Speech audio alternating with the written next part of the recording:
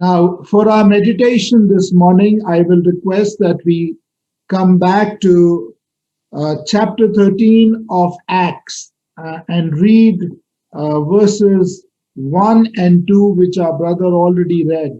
Acts chapter 13, verses 1 and 2. ಈ ದಿನದಲ್ಲಿ ನಮ್ಮ ಧ್ಯಾನಕ್ಕೋಸ್ಕರವಾಗಿರುವ ನಾವು ಬರೋಣ. ಈಗಾಗಲೇ ಓದಿದಂತ ವೇದ ಭಾಗ ಅಪೊಸ್ತಲ ಕೃತ್ಯಗಳು 13ನೇ ಅಧ್ಯಾಯ 1-3 ವಚನಗಳು ಓದಲ್ಪಟ್ಟಿದೆ. ಆದರೂ ಕೂಡ ಮೊದಲು 2 ವಚನಗಳನ್ನು ಓದಿಕೊಳ್ಳೋಣ. 13ನೇ ಅಧ್ಯಾಯ 1 ಮತ್ತು 2ನೇ ವಚನ. ಅಂತಿಯೋಕ್ಯದಲ್ಲಿದ್ದ ಸಭೆಯೊಳಗೆ ಪ್ರವಾದಿಗಳು ಬೋಧಕರು ಇದ್ದರು. ಯಾರ್ಯಾರೆಂದರೆ ಬಾರ್ನಬ, ನಿಗರನೆಂಬ ಸಿಮೆಯೋನ, ಕುರೇನ್ಯದ ಲೂಕ್ಯ, ಉಪರಾಜನಾದ ಹೆರೋದನ ಸಾಕತಮ್ಮನಾದ ಮೆನಹೇನ, ಸೌಲ ಇವರೇ. ಇವರು ಕರ್ತನನ್ನು ಸೇವಿಸುತ್ತಾ ಉಪವಾಸ ಮಾಡುತ್ತಾ ಇದ್ದಾಗ ಪವಿತ್ರಾತ್ಮನು ನಾನು ಬಾರ್ನಬ ಸೌಲರನ್ನು ಕರೆದ ಕೆಲಸಕ್ಕಾಗಿ ಅವರನ್ನು ಪ್ರತ್ಯೇಕಿಸಿರಿ ಎಂದು ಹೇಳಿದನು. Our good Lord will add his rich blessings on what we have read. ಈ ಓದಿದಂತ ವೇದ ಭಾಗವನ್ನ ನಮ್ಮ ಕರ್ತನು ನಮಗೆ ಇದನ್ನ ಆಶೀರ್ವದಿಸಿಕೊಡಲಿ. You know, I want to talk this morning about the men that God calls and uses. ಈ ಮುಂಜಾನೆ ವೇಳೆಯಲ್ಲಿ ನಿಮಗೆ ತಿಳಿಸಬೇಕಂತ ನನ್ನ ಸಂದೇಶವೇನಂತ ಹೇಳಿದ್ರೆ, ದೇವರು ಕರೆದು ಉಪಯೋಗಿಸುವ ವ್ಯಕ್ತಿ. Recently, I was listening to some youngsters who were talking about how good they are at playing cricket, but they are not being called to play for the Indian cricket team. ಈ ದಿನದಲ್ಲಿ ಕೆಲವು ಯವನಸ್ಥರನ್ನ ನಾನು ನೋಡ್ತಾ ಇದ್ದೆ. ಅವರು ಚೆನ್ನಾಗಿ cricket ಆಡುತ್ತಿದ್ದು ಕ್ರಿಕೆಟ್ಗೆ ಕರೆಯಲ್ಪಟ್ಟಿದ್ದರೂ ಕೂಡ ಅವರು ಸರಿಯಾಗಿ ತಮ್ಮ ಆಟವನ್ನ ಅವರು ಆಡಲಿಲ್ಲ.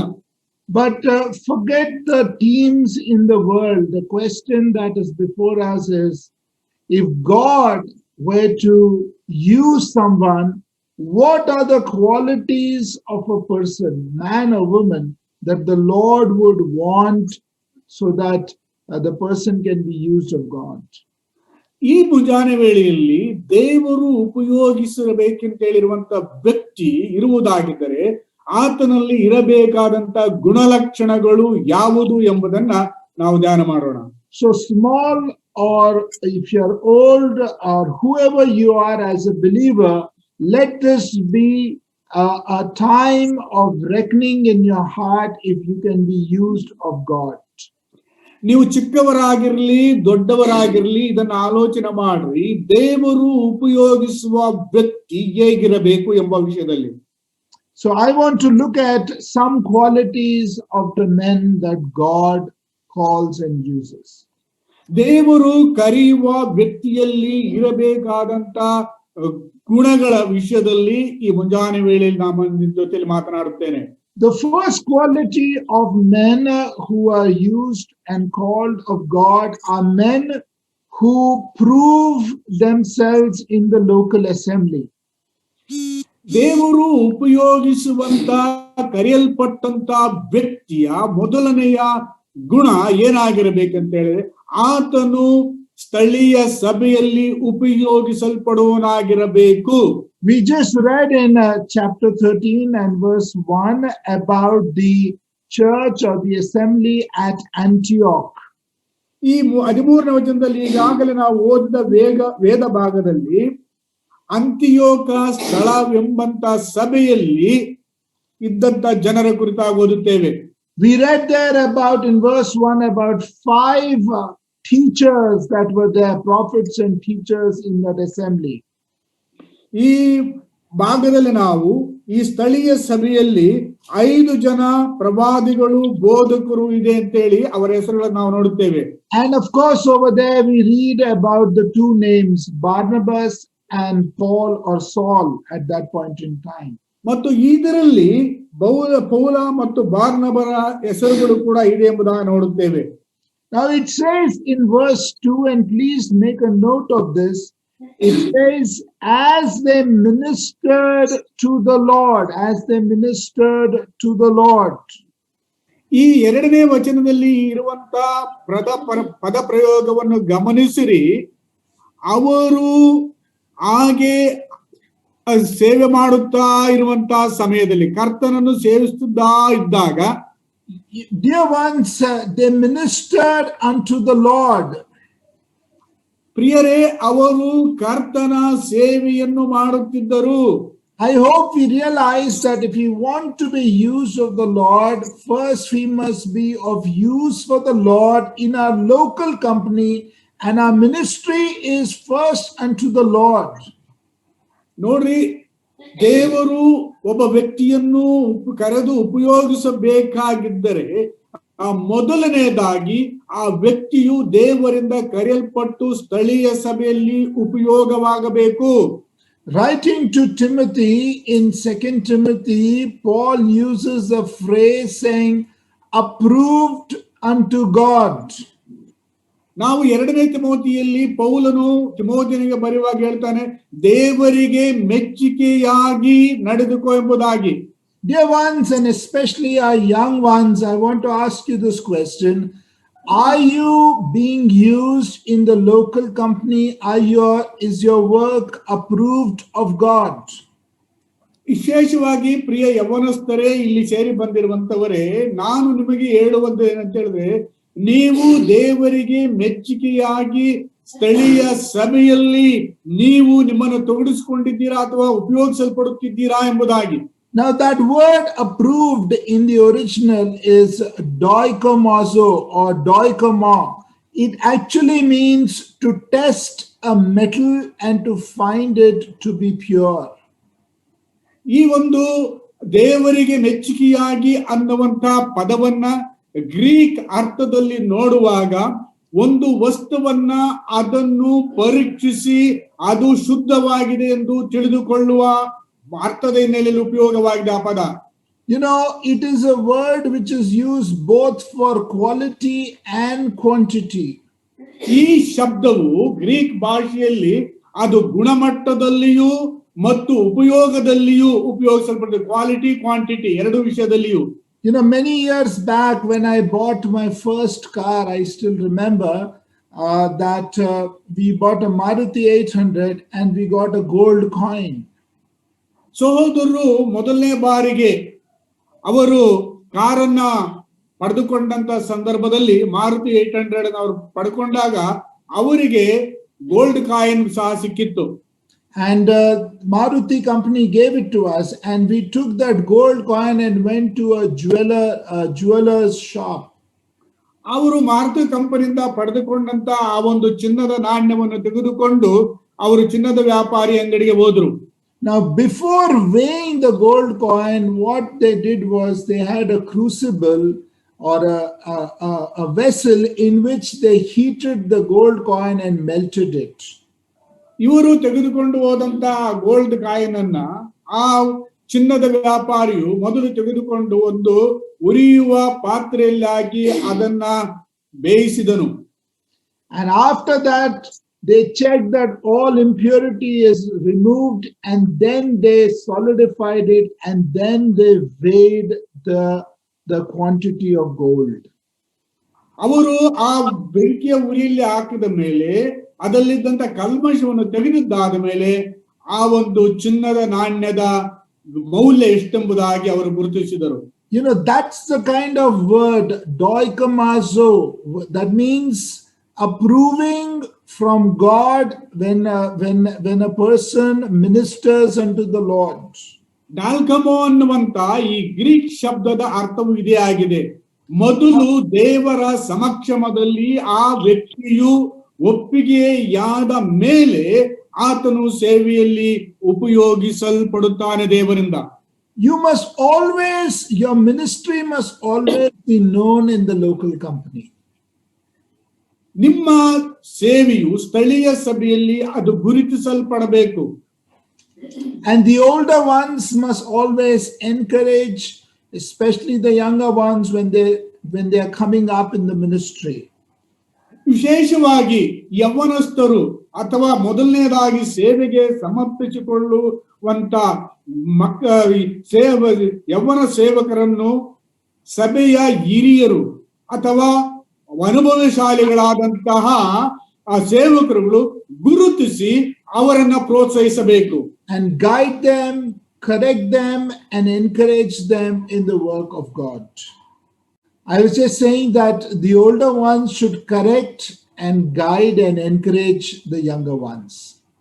ಸಹೋದರರು ಹೇಳ್ತಾ ಇರುವಂತದ್ದು, ಹಿರಿಯ ಸೇವಕರಾದಂತವರು ಸೇವೆಗೆ ಸಮರ್ಪಿಸಿಕೊಂಡಂತ ಹೊಸದಾದಂತ ವ್ಯಕ್ತಿಗಳನ್ನ ಗುರುತಿಸಿ ಅವರನ್ನು ಪ್ರೋತ್ಸಾಹಿಸಿ ತಿದ್ದಿ ಸೇವೆಯಲ್ಲಿ ಅವರನ್ನ ಮುಂದುವರಿಸುವುದಕ್ಕೆ ಪ್ರೋತ್ಸಾಹಿಸಬೇಕು. But the second quality of men that God calls and uses are men who know their Bible or the Word of God.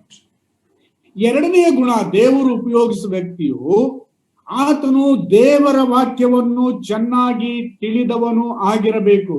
Now the portion we have just read in Acts talks of the first missionary journey on which Paul and Barnabas went out. ನಾವು ಓದಿದಂತ ಈ ವೇದ ಭಾಗದಲ್ಲಿ ಪೌಲ ಬಾರ್ನಬರು ಸೇವೆಗೋಸ್ಕರವಾಗಿ ಅವರು ಪ್ರತ್ಯೇಕಿಸಲ್ಪಟ್ಟರು. Now we know that there are at least 3 missionary journeys recorded in the book of Acts by Paul. I mean, on which Paul went. ಅಪೊಸ್ತಲರ ಕೃತ್ಯ ಗ್ರಂಥದಲ್ಲಿ ಕಡಿಮೆ ಪಕ್ಷ ಪೌಲನು 3 missionary ಪ್ರಯಾಣಗಳನ್ನು ಮಾಡಿದ್ದು ಲಿಖಿತವಾಗಿದೆ. Now it is very interesting that in the first missionary journey they first went to Cyprus. ನಾವು ನೋಡುವಾಗ ಮೊದಲನೆಯ ಅವರ ಮಿಷನರಿ ಪ್ರಯಾಣವು ಕುಪ್ರ ದ್ವೀಪಕ್ಕೆ. Now Cyprus was a place where I'm sure you will know that we read that Barnabas belonged to Cyprus. ನಾನು ನೆನೆಸ್ತೇನೆ ಈ ಕುಪ್ರ ದ್ವೀಪ ವಿಷಯದಲ್ಲಿ ನಿಮಗೆ ಗೊತ್ತಿದೆ ಅಂತ ಹೇಳಿ. ಈ ಕುಪ್ರ ದ್ವೀಪದಲ್ಲಿ ಬಾರ್ನಬನು ಕುಪ್ರ ದ್ವೀಪದವನಾಗಿದ್ದನು. It is not my study today, but I have done this study in the past. The 3 islands and the 3 messages. ನಾನು ಈ ವಿಷಯ ನಾನು ಮೊದಲು ನನ್ನ ವಿಷಯವಲ್ಲ, ಆದ್ರೆ ನಾನು 3 messages. Yes, 3 islands and 3 messages. 3 ತೋರಿಸುವಂತ ಸಂಗತಿಗಳು ಮತ್ತು 3 ಸಂದೇಶಗಳು. You read about Cyprus. ನೀವು ಕುಪ್ರದ್ವೀಪದ ವಿಷಯದಲ್ಲಿ ಓದಿರಿ. You read about Crete. ನೀವು ಗ್ರೀಕರ ವಿಷಯದಲ್ಲಿ ಓದಿರಿ. Crete. ಕ್ರೇತ ದ್ವೀಪದ ವಿಷಯದಲ್ಲಿ ಓದಿರಿ. And you read about Melita. ಆಮೇಲೆ ಮೆಲೆತಾ ದ್ವೀಪದ ವಿಷಯದಲ್ಲಿ ಓದಿರಿ. And there are beautiful messages that you can get out of them. ಇವುಗಳನ್ನು ನೀವು ಅಭ್ಯಾಸ ಮಾಡುವಾಗ ಇದರಿಂದ ನೀವು ಒಂದು ಒಳ್ಳೆಯ ಅದ್ಭುತವಾದಂತಹ ವಿಷಯಗಳನ್ನು ಕಲಿಯುತ್ತೀರಿ. And if you want to add a 4th, you can always add Patmos, where John was there. ನೀವು 4ನೇ ದ್ವೀಪದ ವಿಷಯದಲ್ಲಿ ಓದಬೇಕಂತೇಳಿ ಮನಸ್ಸು ಮಾಡಿದರೆ ನೀವು ಯೇಸು ಸ್ವಾಮಿಯ ಶಿಷ್ಯನಾದಂತಹ ಯೋಹಾನನು ಸೆರೆಯಲ್ಲಿದ್ದಂತಹ ಪಟ್ಮೋಸ್ ದ್ವೀಪದ ವಿಷಯದಲ್ಲಿ ಓದಿ ತಿಳ್ಕೊಳ್ಳಿರಿ. Imagine a week of meetings where you go from one island to another island to another island to another island. ನೀವು ಒಂದು ವೇಳೆ ಇದು ಅಭ್ಯಾಸ ಮಾಡುವಾಗ ನೀವು ಒಂದು ದ್ವೀಪದಿಂದ ಇನ್ನೊಂದು ದ್ವೀಪಕ್ಕೆ, ಒಂದು ದ್ವೀಪದಿಂದ ಮತ್ತೊಂದು ದ್ವೀಪಕ್ಕೆ ನೀವು ಪ್ರಯಾಣಿಸಿ ತಿಳ್ಕೊಳ್ಳುವರಾಗುವಿರಿ. But then, as I said in Acts chapter 13, we read of the fact that here were men who knew the Bible. ನಾನು ನಿಮಗೆ ಹೇಳಿದ ಹಾಗೆ 13ನೇ ಅಧ್ಯಾಯದಲ್ಲಿ ಇವರು ಈ ಸೇವೆಗೆ ನೇಮಿಸಲ್ಪಟ್ಟಂತವರು ಸತ್ಯವೇದವನ್ನು ಚೆನ್ನಾಗಿ ತಿಳ್ಕೊಂಡಿದ್ದರು. See, from Cyprus, they came to the mainland of Asia Minor, and Paul belonged to that region. ನಾವು ನೋಡ್ತೀವಿ ಕುಪ್ರ ದ್ವೀಪದಿಂದ ಅವರು ಏಷ್ಯಾ ಖಂಡದ ಒಂದು ಭಾಗಕ್ಕೆ ಬರ್ತಾರೆ. ಆ ಭಾಗದಲ್ಲಿ ಪೌಲನು ವಾಸವಾಗಿದ್ದ ಸ್ಥಳ. Now, of course, he was from Tarsus, and they went into the same broad region, not to Tarsus, but the same broad region. ಅವರ ಮೊದಲನೆಯ ಪ್ರಯಾಣದಲ್ಲಿ ಅವರು ಒಂದು ಏಷ್ಯಾ ಖಂಡಕ್ಕೆ ಬಂದಾಗ ಟಾರ್ಸಿಸ್ನ ಬಳಿಗೆ ಅವರು ಬಂದ್ರೆ ವಿನಃ ಆದರೆ ಟಾರ್ಸಿಸ್ ಅನ್ನು ಅವರು ಮುಟ್ಟಲಿಲ್ಲ. Now look at chapter 13 and verse 15. 13ನೇ ಅಧ್ಯಾಯದ 15ನೇ ವಚನವನ್ನು ನೋಡ್ರಿ. It says over there, the last part, ye men and brethren, if ye have any word of exhortation for the people, say on. ನೋಡ್ರಿ 15 ವರ್ಷ ಕೊನೆಯ ಭಾಗದಲ್ಲಿ ಆ ಸಭಾ ಮಂದಿರದ ಅಧಿಪತಿ ಹೇಳ್ತಾನೆ, ಸಹೋದರರೇ, ಜನರಿಗೆ ಹೇಳತಕ್ಕ ಬುದ್ಧಿ ಮಾತೇನಾದರೂ ನಿಮಗಿದ್ದರೆ ಹೇಳಿರಿ. The second quality of the men that God calls and uses are men of the word of God. ಎರಡನೆಯ ಗುಣ ನಾನು ಹೇಳಿದ ಹಾಗೆ, ದೇವರು ಕರೆದು ಉಪಯೋಗಿಸಲ್ಪಡಬೇಕಾಗಿದ್ದರೆ ಅವರು ದೇವರ ವಾಕ್ಯವನ್ನು ಅರಿತವರಾಗಿರಬೇಕು. Now, a synagogue was a place where the Jews came together in olden times. ಸಭಾ ಮಂದಿರಗಳು ಅಂದರೆ ಆ ಸ್ಥಳದಲ್ಲಿ ಯಹೂದ್ಯರು ಆರಾಧನೆಗಾಗಿ ಸೇರಿ ಬರುತ್ತಿದ್ದಂತ ಸ್ಥಳಗಳಾಗಿತ್ತು. And typically the order of service in a synagogue had at least 4 or 5 things in the order of service. ಈ ಒಂದು ಸಭಾ ಮಂದಿರಗಳಲ್ಲಿ ಆರಾಧನೆಯ ಕ್ರಮವು ಒಂದು 5-6 ರೀತಿಯಲ್ಲಿತ್ತು. First, they would read the Shema. The Shema was nothing but Deuteronomy chapter 6. That was the first thing they would do. ಮೊದಲನೇದಾಗಿ ಅವರು ಸೇರಿ ಬರುವಾಗ ಮಾಡ್ತಾ ಇದ್ದು ಸೀಮಾ ಅಂತ ಹೇಳಿದ್ರೆ, ಅದರ ಅರ್ಥ ಏನಂತ ಹೇಳಿದ್ರೆ ಧರ್ಮೋಪದೇಶ ಕಾಂಡ 6ನೇ ಅಧ್ಯಾಯವನ್ನು ಅವರು ಓದುತ್ತಿದ್ದರು. Then they would have prayers that they would offer. ಆಮೇಲೆ ಅವರು ಎರಡನೇದಾಗಿ ದೇವರಿಗೆ ಪ್ರಾರ್ಥನೆಗಳನ್ನು ಸಲ್ಲಿಸುತ್ತಿದ್ದರು. Thirdly, they would read from the book of Torah, which is the Pentateuch, which is from Genesis to Deuteronomy. They would read some portion out of it. ಮೂರನೇದಾಗಿ ಅವರು ಮೋಶೆಯ ಪಂಚಗ್ರಂಥಗಳಿಂದ ಯಾವುದಾದ್ರೂ ಒಂದು ಭಾಗವನ್ನು ಅವರು ಓದುತ್ತಿದ್ದರು. And the idea was that in 7 years, at least once, they should complete the Pentateuch in every synagogue. ಇದರ ಉದ್ದೇಶ ಏನಾಗಿತ್ತು ಅಂತ ಹೇಳಿದ್ರೆ, ಕಡಿಮೆ ಪಕ್ಷ 7 ವರ್ಷಕ್ಕೊಮ್ಮೆ ಅವರು ಮೋಶೆಯ ಧರ್ಮಶಾಸ್ತ್ರವನ್ನು ಅಂದರೆ ಪೆಂಟಟುಕ್ ಅನ್ನ ಅವರು ಓದಿ ಮುಗಿಸಬೇಕಾಗಿತ್ತು. Then they would read from the books of the prophets. ಆಮೇಲೆ ನಾಲ್ಕನೆಯದಾಗಿ ಅವರು ಪ್ರವಾದಿಗಳ ಗ್ರಂಥಗಳಿಂದ ಓದುತ್ತಿದ್ದರು.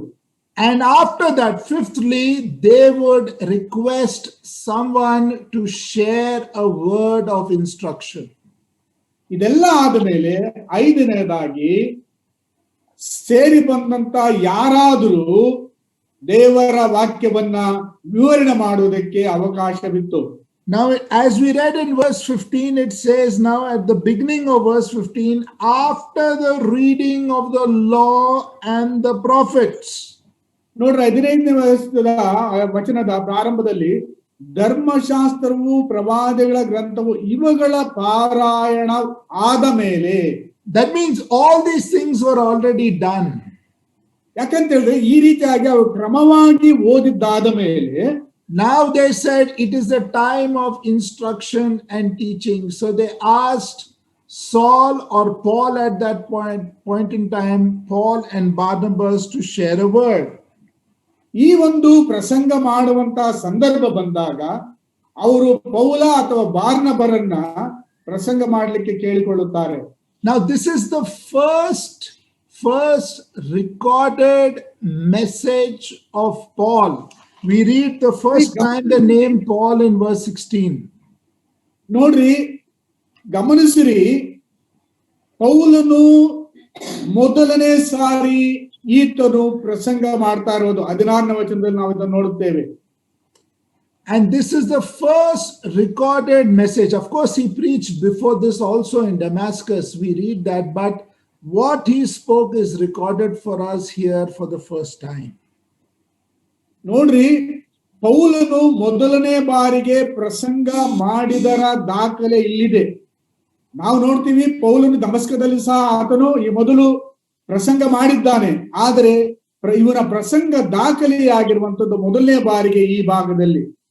Now it is so interesting if you read this message or the sermon of Paul, many times he quotes from the Old Testament.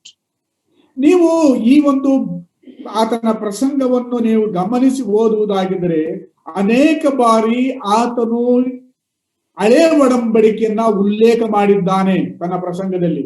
Dear ones, I want to ask you this question.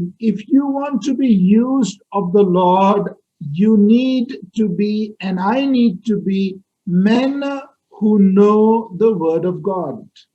ನನ್ನ ಪ್ರಿಯ ಸಹೋದರಿಯರೇ, ನೀವು ದೇವರು ಉಪಯೋಗಿಸುವಂತ ವ್ಯಕ್ತಿಗಳು ಆಗಿರಬೇಕಾಗಿದ್ದರೆ ನೀವು ದೇವರ ವಾಕ್ಯವನ್ನು ಚೆನ್ನಾಗಿ ತಿಳಿದವರಾಗಿರಬೇಕು. Dear ones, you know, we have started a new year. We are in the month of January. And I don't know how much time many of us have spent with the word of God. Many people make resolutions. ನನ್ನ ಪ್ರಿಯರೇ, ನಾವು ಈ 2021ನೇ ನೂತನ ವರ್ಷವನ್ನು ಪ್ರವೇಶ ಮಾಡಿದ್ದೇವೆ. ನನಗೆ ಗೊತ್ತಿಲ್ಲ ನಮ್ಮಲ್ಲಿ ಎಷ್ಟು ಜನರು ದೇವರ ವಾಕ್ಯವನ್ನ ನಾವು ಆಸಕ್ತಿಯಿಂದ ಓದುತ್ತಿದ್ದೇವೆ ಎಂಬುದಾಗಿ. Now, I know that we come, we attend meetings, we listen to the word, but that is not a substitute to your personal reading and meditation of the word of God.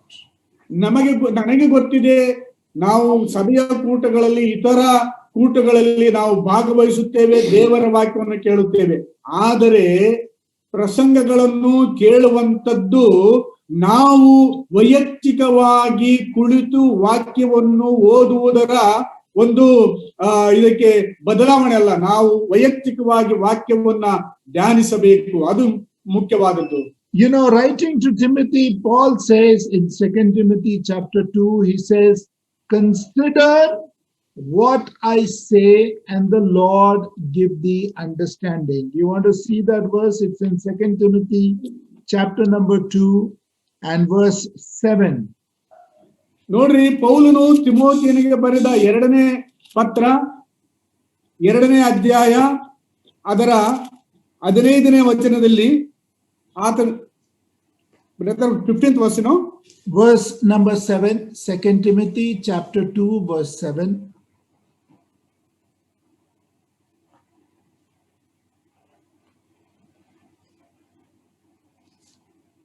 Consider what I say, the Lord give thee understanding in all things. Hello? Whether you can hear me? Yeah. It is 2 Timothy chapter 2 verse 7. 2ನೇ ತಿಮೋಥಿಯನಿಗೆ ಬರೆದ ಪತ್ರ 2ನೇ ಅಧ್ಯಾಯ 7ನೇ ವಚನ.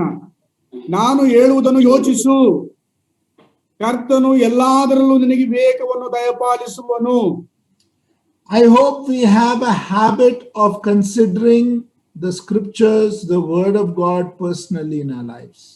ನಾನು ನೆನೆಸ್ತೀನಿ, ನಿಮ್ಮಲ್ಲಿ ಪ್ರತಿಯೊಬ್ಬರಿಗೂ ದೇವರ ವಾಕ್ಯವನ್ನು ವೈಯಕ್ತಿಕವಾಗಿ ಓದಿ ಅರ್ಥ ಮಾಡಿಕೊಳ್ಳುವಂತಹ ಉದ್ದೇಶ ಇಟ್ಟುಕೊಂಡಿದ್ದೀರಿ ಎಂಬುದಾಗಿ. You know, in the same book of 2 Timothy chapter 4, we read in verse 2, preach the word, be instant in season and out of season. ಇದೇ ತಿಮೋಥಿಯನಿಗೆ ಬರೆದ 2ನೇ ಪತ್ರ 4ನೇ ಅಧ್ಯಾಯ 2ನೇ ವಚನದಲ್ಲಿ ಪೌಲನು ತಿಮೋಥಿಗೆ ಹೇಳ್ತಾನೆ, ದೇವರ ವಾಕ್ಯವನ್ನು ಸಾರು, ಅನುಕೂಲವಾದ ಕಾಲದಲ್ಲಿಯೂ ಅನಾನುಕೂಲವಾದ ಕಾಲದಲ್ಲಿಯೂ ಅದರಲ್ಲಿ ಆಸಕ್ತನಾಗಿರು. You know, I heard once a brother by name Howard Barnes. ನಾನು ಒಬ್ಬ ಹಾವರ್ಡ್ ಬಾರ್ ಅಂತ ಹೇಳುವಂತ ಒಬ್ಬ ಸಹೋದರ ವಿಷಯದಲ್ಲಿ ಕೇಳಿಸಿಕೊಂಡಿದ್ದೇನೆ. He was commenting on this verse and this is what he said. ಈ ಒಂದು ವಚನದ ಮೇಲೆ ಅವರು ಹೀಗೆ ವ್ಯಾಖ್ಯಾನ ಮಾಡಿದ್ದಾರೆ, always go to the meeting prepared to take it. ಅವ್ರು ಹೇಳಿರುವುದು ಅಂತ ಹೇಳಿದ್ರೆ, ನೀವು ಕೂಟಗಳಿಗೆ ಹೋಗುವ ಎಲ್ಲಾ ಸಮಯಗಳಲ್ಲಿಯೂ ಆ ಕೂಟಗಳಲ್ಲಿ ಮಾತನಾಡುವ ಉದ್ದೇಶದಿಂದ ಸಿದ್ಧರಾಗಿ ಹೊರಡಿರಿ ಎಂಬುದಾಗಿ. You know, in Acts chapter 13, I don't think anybody informed either Paul or Barnabas saying, today in the synagogue you have to share a word. ನಾವು 13ನೇ ಅಧ್ಯಾಯ ಅಪೊಸ್ತಲರ ಕೃತ್ಯದಲ್ಲಿ ನೋಡುವಾಗ ಪೌಲ ಬಾರ್ನಬರಿಗೆ ಯಾರೂ ನೀವು ಬಂದು ಪ್ರಸಂಗ ಮಾಡ್ರಿ ಎಂಬುದಾಗಿ ಮುಂಚಿತವಾಗಿ ಹೇಳಿದ್ದಿರ್ಕಿಲ್ಲ. They went there, they sat there, and the rulers of the synagogue requested and said, if you have a word, then please share. ಪೌಲ ಬಾರ್ನಬರು ಆ ಸಭಾ ಮಂದಿರದಲ್ಲಿ ಕುಳಿತು ಆ ಒಂದು ಆರಾಧನೆಯಲ್ಲಿ ಭಾಗವಹಿಸಿದಂತ ಸಂದರ್ಭದಲ್ಲಿ ಸಭಾಪತಿಯು ಆತನಿಗೆ ಹೇಳುತ್ತಾರೆ, ನಿಮ್ಮಲ್ಲಿ ಜನರಿಗೆ ಬುದ್ಧಿವಾದ ಹೇಳುವುದು ಏನಾದರೂ ಇದ್ದರೆ ಹೇಳಿರಿ ಎಂಬುದಾಗಿ. Yes. Now I want to quickly move on. I know our time is fast going on. I want to give the third quality of the men God calls. ದೇವರು ಕರೆದು ಉಪಯೋಗಿಸುವಂತ ವ್ಯಕ್ತಿಲಿರಬೇಕಂತ ಮೂರನೇ ಗುಣವನ್ನು ನಾನು ನಿಮಗೆ ವಿವರಿಸುತ್ತೇನೆ. ಈಗ these are men who in spite of difficulties are persistent for the work of God. ಗಮನಿಸಿರಿ, ಕಷ್ಟ ಸಂಕಟಗಳ ಮಧ್ಯದಲ್ಲಿಯೂ ದೇವರ ಸೇವೆಯನ್ನು ಮಾಡುವುದಕ್ಕೆ ಇವರು ನಿರತರಾಗಿದ್ದರು. I want us to look at chapter 13 of Acts and verse number 14.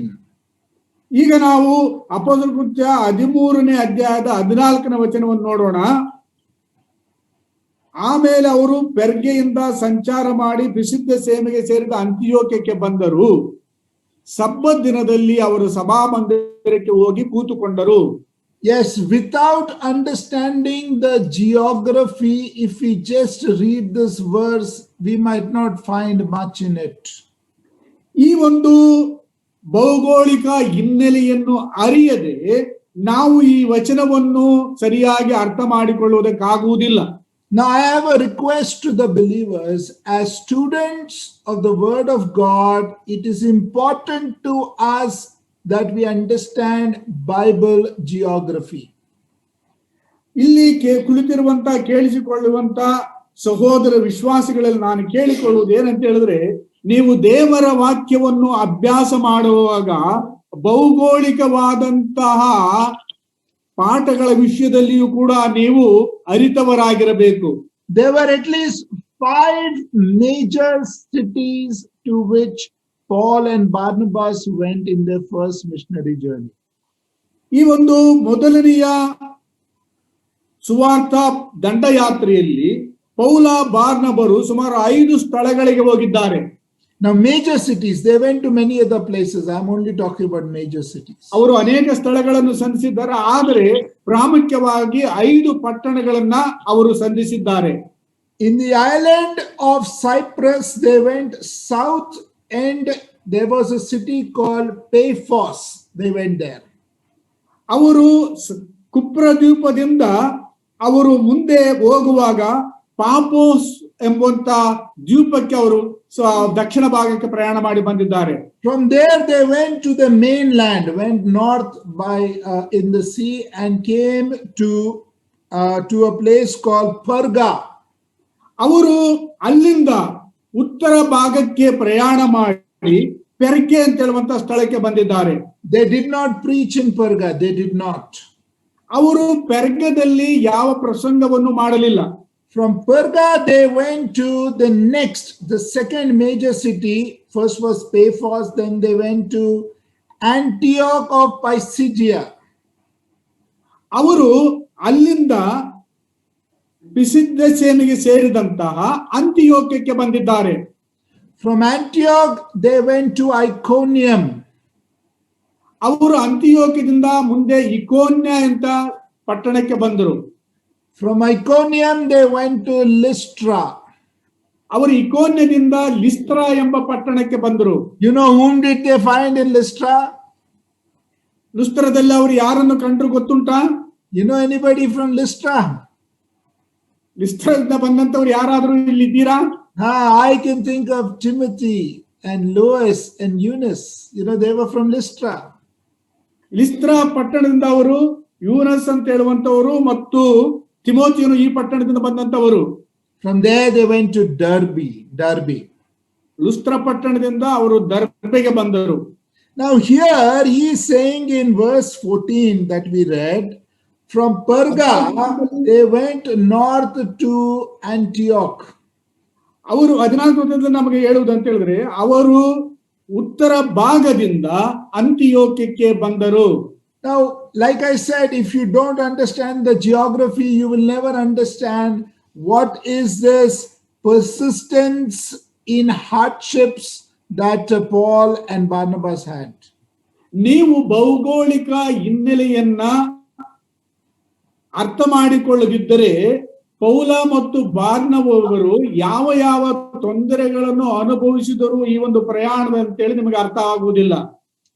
Now the answer is here that the distance from Perga to Antioch is 100 miles. ಗಮನಿಸಿರಿ, ಪೆರ್ಗೆಯಿಂದ ಅಂತಿಯೋಕ್ಯಕ್ಕೆ ಹೆಚ್ಚು ಕಡಿಮೆ 100 ಮೈಲುಗಳ ಅಂತರ. Secondly, it is said that that particular travel had lot of mountains going up and down, and that is called the Taurus Mountains.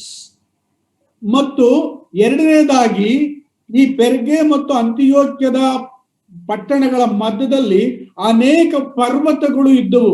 ಅವುಗಳಿಗೆ ತಾಸಾಸ್ ಪರ್ವತಗಳು ಅಂತೇಳಿ ಹೆಸರು. And these were mountains with very steep cliffs, and there was danger that you can fall and die. ಈ ಒಂದು ಪರ್ವತಗಳು ಬಹಳ ತೀಕ್ಷ್ಣವಾಗಿದ್ದವು ಮತ್ತು ಚೂಪಾಗಿದ್ದವು. ಇದು ಅನೇಕ ಸಲ ಪ್ರಯಾಣವು ಅಪಾಯಕಾರಿಯಾಗಿತ್ತು. Then there were two major rivers that passed through that area which had to be crossed, and they were very difficult to cross these rivers.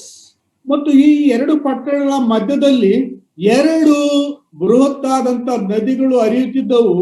ಈ ನದಿಗಳನ್ನು ದಾಟುವುದು ತುಂಬಾ ಕಷ್ಟಕರವಾಗಿತ್ತು. And lastly, a lot of robbers used to live in the caves there, and they used to catch people who were traveling and loot them and kill them. ಮತ್ತು ಈ ದಾರಿಯಲ್ಲಿ ಅನೇಕ ಕಳ್ಳರು ಹೊಂಚು ಹಾಕಿ ಪ್ರಯಾಣಿಕರನ್ನ ದೋಚಿಕೊಳ್ಳುವುದು, ಕೊಲೆ ಮಾಡುವಂತದ್ದು, ಬೆದರಿಸುವಂತದ್ದು ಸರ್ವಸಾಮಾನ್ಯವಾಗಿತ್ತು. Now, I am not saying it. Paul records all this, and I'll show you where he has recorded all this. 2 Corinthians chapter 11, verse 26. ಇಲ್ಲಿ ಹೇಳಲ್ಪಟ್ಟಂತ ಈ ಎಲ್ಲ ತಾವು ಪ್ರಯಾಣದ ಪ್ರಯಾಸಗಳನ್ನ ನಾವು ಸಹೋದರರು ಹೇಳ್ತಾರಲ್ಲ, ಆದರೆ ಪೌಲನು ಕೊರಿಂಥದವರಿಗೆ ಬರೆದ ಪತ್ರದಲ್ಲಿ ಇದನ್ನ ದಾಖಲಿಸಿದ್ದಾನೆ. 2 Corinthians chapter 11, verse 26. ನೀವು 2 ಕೊರಿಂಥ ಅಧ್ಯಾಯ 11 ವಚನ 26ರಲ್ಲಿ ದಾಖಲಾಗಿರುವುದನ್ನು ನೋಡ್ತೀರಿ. Look at what Paul says. In journeyings often, in perils of waters, it is actually rivers over there. Newberry says rivers, and I just spoke about it. In perils of robbers, in perils by my own countrymen, in perils by the heathen, in perils in the city, in perils in the wilderness, in perils in the sea, in perils among false brethren. Verse 26. 26ನೇ ವಚನ ಗಮನಿಸಿರಿ. 2 ಕೊರಿಂಥ 11:26. ಆತನ ಸೇವೆಯಲ್ಲಿ ಎಷ್ಟೋ ಪ್ರಯಾಣಗಳನ್ನು ಮಾಡಿದೆನು. ನದಿಗಳ ಅಪಾಯಗಳು, ಈಗ ನಾನು ಹೇಳಿದಂತಹ ನದಿಗಳು, ಕಳ್ಳರ ಅಪಾಯಗಳು, ಸ್ವಂತ ಜನರಿಂದ ಅಪಾಯಗಳು, ಅನ್ಯ ಜನರಿಂದ ಅಪಾಯಗಳು, ಪಟ್ಟಣದಲ್ಲಿ ಅಪಾಯಗಳು, ಕಾಡಿನಲ್ಲಿ ಅಪಾಯಗಳು, ಸಮುದ್ರದಲ್ಲಿ ಅಪಾಯಗಳು, ಸುಳ್ಳು ಸಹೋದರೊಳಗೆ ಇರುವಾಗ ಅಪಾಯಗಳು ನನಗೆ ಸಂಭವಿಸಿದವು.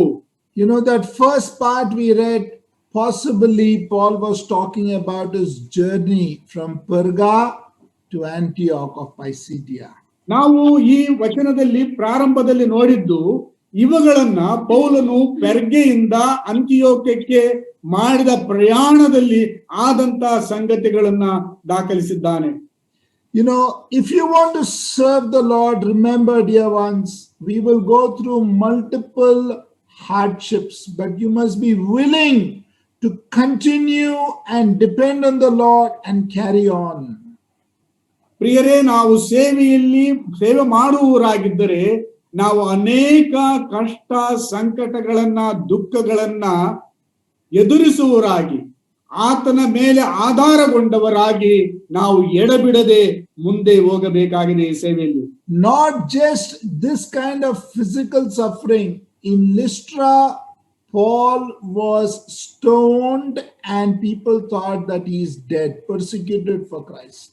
ನೋಡ್ರಿ, ಇಂಥ ಪೌಲನು ಹೇಳುವಂತಹ ಅಪಾಯಗಳು ತೊಂದರೆಗಳು ಮಾತ್ರವಲ್ಲದೆ ಲಿಸ್ತ್ರಾ ಪಟ್ಟಣದಲ್ಲಿ ಆತನನ್ನು ಕಲ್ಲಿಂದ ಒಡೆದು ಸತ್ತನೆಂದು ಊರಿಂದ ಹೊರಗಡೆ ಎಳೆದು ಹಾಕಿದರು. Dear ones, you want to serve God, you want to be used by God, let this be with us, that we will go through hardships, we will go through persecutions, but we have to bear it all for the sake of Christ. ಪ್ರಿಯರೇ, ನೀವು ಸೇವೆಯನ್ನು ಮಾಡಬೇಕಾ, ಸೇವೆಯಲ್ಲಿ ಮುಂದುವರಿಯಬೇಕಾ?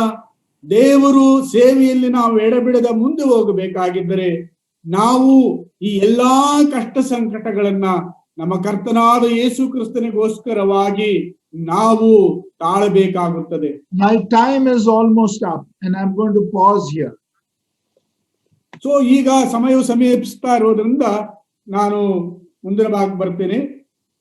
And I must remind you that God's grace and his resources will be with us. ನಾನು ನಿಮ್ಮ ಜೊತೆಯಲ್ಲಿ ಹೇಳುವುದಂತೆ ದೇವರ ಕೃಪೆಯು ಮತ್ತು ಆತನ ನಡೆಸುವಿಕೆಯು. Let me quote what Hudson Taylor once said.